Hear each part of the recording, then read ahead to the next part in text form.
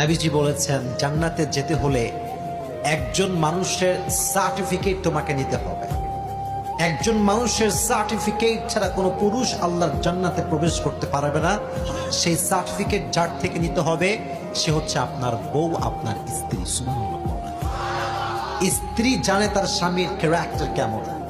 পৃথিবীর সবাই জানে যে আমার এই লোকটা খুব সাধু, আল্লাহওয়ালা, কিন্তু বউ যদি বলে যে এটা লুচ্চা, দুনিয়ার কেউ তাকে আর ভালো বলতে পারবে না। ঠিক না বলা?